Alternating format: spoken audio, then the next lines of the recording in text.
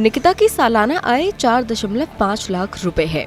उन्हें आयकर रिटर्न यानी ITR भरना चाहिए या नहीं, इस बात को लेकर वो परेशान है।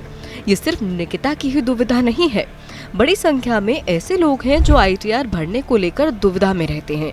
नियमों के तहत जिन करदाताओं की कुल सकल आय करती सीमा के पार हो जाती है, उन्हें ITR फाइल करना अनिवार्य है। वर्तमान में ये सीमा 2.5 लाख रुपए है। हालांकि विशेष प्रावधान के तहत सालाना 5 लाख रुपए तक की आय पर कोई टैक्स नहीं बनता। ऐसे में निकिता की तरह अधिकांश लोग मानते हैं कि जब टैक्स ही नहीं बन रहा तो फिर ITR क्यों भरें। अगर आप भी ऐसा ही सोच रहे हैं तो गलत है। अगर आपने अभी करियर की शुरुआत की है या भविष्य में होम, कार या एजुकेशन लोन लेना है तो आपको ITR भरना चाहिए, भले ही आपकी सालाना आय कर के दायरे में आती हो या नहीं। इस कदम से आपको कोई नुकसान नहीं होगा, जबकि कई फायदे हो सकते हैं। आइए हम आपको बताते हैं। जो लोग ITR भरते हैं, इसके एवज में उन्हें आयकर विभाग की ओर से एक प्रमाण पत्र मिलता है जो इस बात की आधिकारिक पुष्टि करता है कि आपकी सालाना आमदनी कितनी है। कोई पेशेवर या कारोबारी व्यक्ति हर साल भले ही लाखों रुपए कमाता हो, लेकिन उनकी अधिकृत आय तभी मानी जाएगी जब वो रिटर्न दाखिल करेंगे। आजकल अधिकांश लोग घर, कार, बाइक या AC फ्रिज जैसे घरेलू सामान बैंक या अन्य वित्तीय संस्थानों से कर्ज लेकर खरीदते हैं। कोई भी संस्थान कर्ज उसी व्यक्ति को देता है जिससे वापसी सुनिश्चित होती है। जाहिर है जिस व्यक्ति की कमाई होगी उसे ही कर्ज मिलेगा। ITR आपकी सालाना आय का एक सरकारी दस्तावेज होता है जिसे सभी सरकारी और निजी वित्तीय संस्थान आय के प्रूफ के रूप में स्वीकार करते हैं। अगर आप नियमित रूप से ITR फाइल कर रहे हैं तो आपको सालाना आय के आधार पर आसानी से कर्ज मिल जाएगा।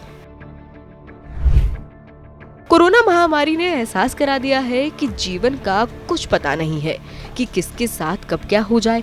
इसी वजह से लोग टर्म इंश्योरेंस के जरिए बीमा कवर बढ़ा रहे हैं ताकि उनके न रहने पर आश्रितों को किसी के आगे आर्थिक मदद के लिए हाथ न फैलाना पड़े। अगर आप बड़ी राशि का टर्म बीमा प्लान लेना चाहते हैं तो कंपनियां आपकी आय का ब्यौरा मांगती हैं। इसके लिए ITR सबसे मजबूत सबूत है।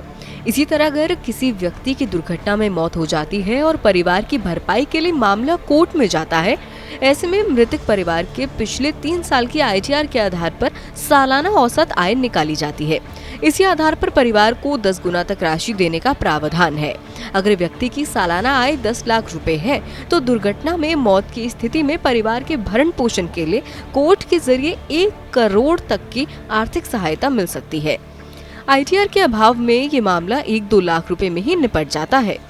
जिन लोगों को कहीं TDS कटा है तो वो रिटर्न भरकर इस रकम को आसानी से वापस कर सकते हैं।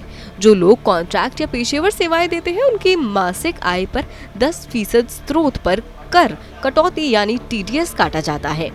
इसी तरह कमीशन के आधार पर काम करने वाले लोगों के भी TDS काटकर भुगतान किया जाता है।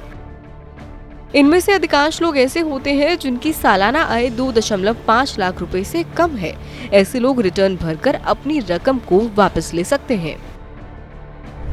वित्तीय सलाहकार जितेंद्र सोलंकी कहते हैं कि बेरोजगारी के दौर में सरकारी तो क्या, प्राइवेट नौकरी मिल पाना संभव नहीं है। ऐसे में अब बड़ी संख्या में लोग अपना उद्यम शुरू करने की ओर रुख कर रहे हैं। इसके लिए ITR भरना जरूरी है। अगर आप किसी सरकारी विभाग से ठेका लेना चाहते हैं तो इसके लिए ITR मांगा जाता है। अगर आप विदेश जाने की सोच रहे हैं तो वीजा के लिए भी ITR मांगा जाता है।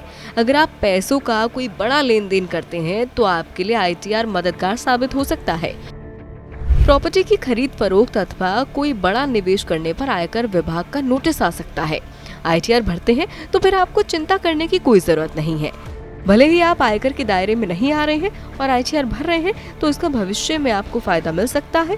खास बात यह है कि ITR भरने में नुकसान कोई नहीं है।